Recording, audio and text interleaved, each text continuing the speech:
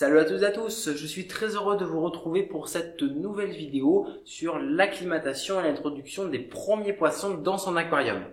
Donc comme vous pouvez le voir ici, l'aquarium de 300 litres a tout de même bien évolué. Les Hygrophila polysperma que vous voyez ici, qui est un petit peu fade quand on les a plantés, sont vraiment rayonnantes. Les Microsorums Pteropus Vindelhoff et les Microsorums Pteropus simples, eux aussi ont bien évolué. Les Cryptocorynes quant à elles, bon, c'est un peu mitigé, c'est-à-dire qu'il y a des cryptocorynes qui sont mortes, d'autres qui sont magnifiques, voilà. Ensuite, les Hygrophila polysperma qui sont juste derrière le sac là, bon, je sais pas si on les voit bien, sont vraiment très jolis, voilà. Donc ça s'est fait tout ça sur 2 semaines. Après ces 2 semaines, maintenant je compte acclimater et introduire les premiers poissons dans cet aquarium. Alors certains vont me dire, oui, ton cycle de l'azote n'est pas fini, etc., etc. Alors je m'en vais les contredire en effet, puisque j'ai mis déjà un filtre qui était en fonctionnement, de 1, plus j'ai mis des bactéries antinitrites pour renforcer la colonie. Donc on n'a pas eu vraiment de montée de nitrite en réalité, puisque le cycle de l'azote était déjà établi dans le filtre en fait, et avec toutes les petites plantes qui pourrissaient tout ça, ça a permis de maintenir cette même colonie de bactéries.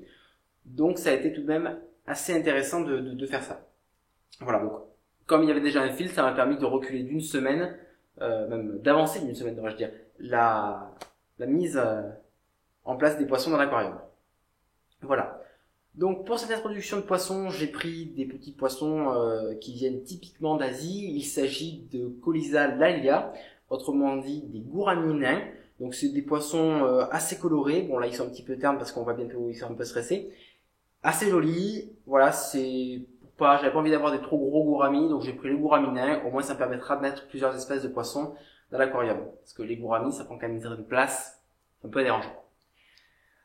Donc commençons tout de suite par parler du matériel que nous aurons besoin pour cette introduction. D'abord, vous aurez besoin de ciseaux bien coupants. Donc ça, c'est mes ciseaux fétiches, hein. Comme vous avez pu le remarquer depuis le début de la chaîne, j'utilise ces ciseaux pour tout, c'est-à-dire pour couper les feuilles de plantes qui sont mortes, pour couper les sacs dans lesquels on va introduire les poissons. Un peu tout ça, j'utilise vraiment ces ciseaux pour tout. Ensuite, donc un gobelet en plastique, comme celui-ci, très simple. Faut l'avoir rincé quand même au cas où, pour l'aquarium, hein, voilà. Donc ça va servir à verser de l'eau de l'aquarium dans l'eau du sac pour équilibrer les valeurs des paramètres de l'aquarium. Là.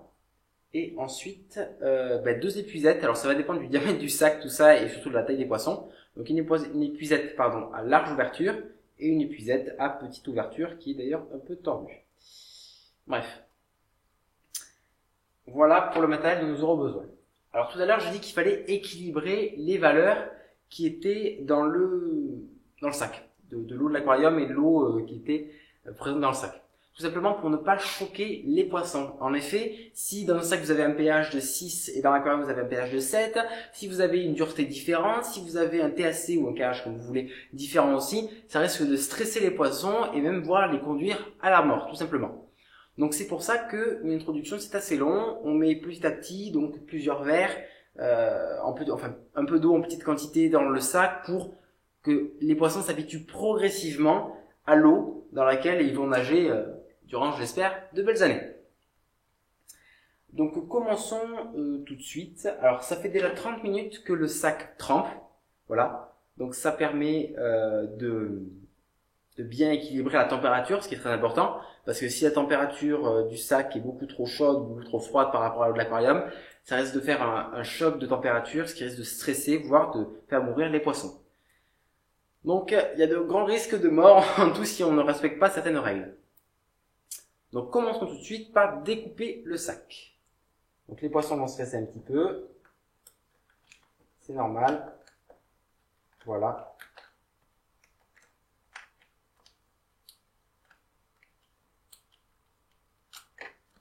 On découpe avec une lacet large ouverture, ce qui va permettre de pouvoir ensuite glisser l'épuisette pour attraper les poissons et les mettre tout tranquillement, tout calmement dans l'aquarium.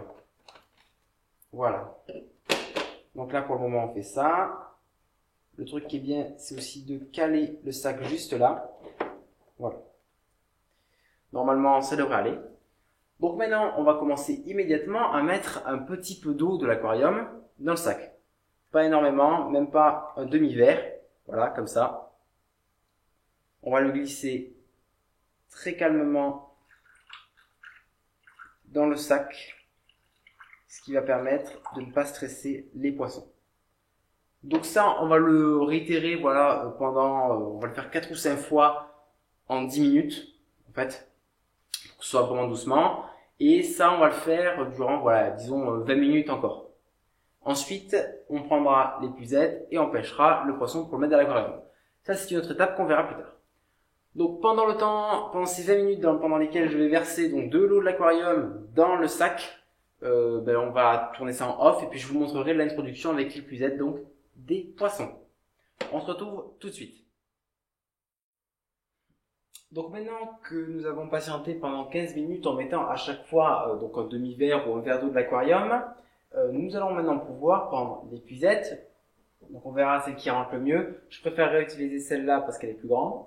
Donc ce qui blesserait moins le poisson, voilà. Mais si j'ai pas le choix, je prendrai celle-là qui est très bien aussi. Voilà. Donc on va commencer par celle-là. Je vais la dorer un peu pour qu'elle rentre dans le sac.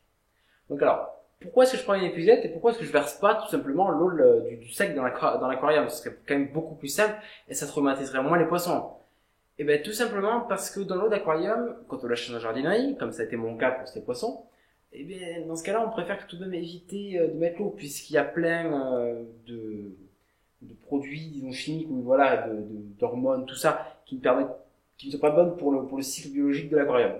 Donc on évite de mettre l'eau du sac dans l'aquarium. Ça pourrait perturber le cycle de l'aquarium. Donc c'est pour ça qu'on va préférer repêcher les poissons. Donc pour cette étape, je vais tailler entièrement le sac, pardon. Là déjà vous pouvez voir que tout de même ils sont beaucoup moins stressés. C'est aussi ça l'étape d'acclimatation, c'est vraiment le fait de déstresser les poissons au maximum.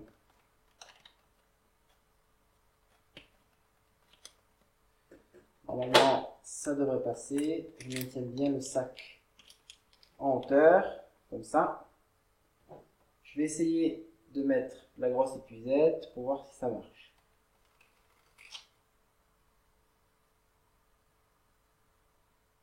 Allez, bien là.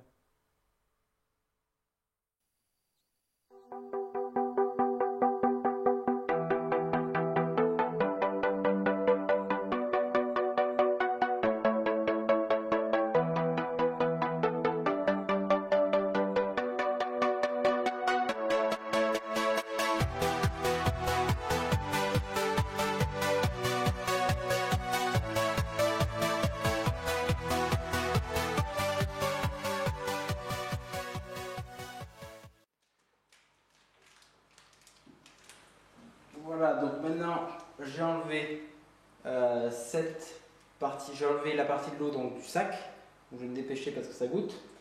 Et puis donc voilà, on va éteindre, enfin on va du moins mettre seulement un néon violet ou éteindre la lumière de l'aquarium pour éviter donc cela. Donc pour éviter que de stresser les poissons. Pardon, là c'était une petite manip un peu dangereuse, excusez-moi. On a mis un petit peu de l'eau partout. Donc là on va éteindre les lumières de l'aquarium et puis on se retrouve tout à l'heure pour voir ce que ça donne tranquillement, comment est-ce que les gouramis vont s'adapter. Ou sinon on va voir tout à l'heure ce que ça donne tout simplement, excusez-moi. Allez, tout à l'heure.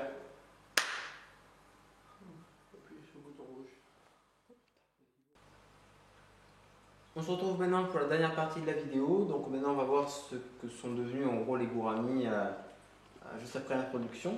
Donc là moi je les vois, ils sont plutôt c'est curieux, ils vont partout dans l'aquarium, tout ça. Donc c'est une très bonne chose.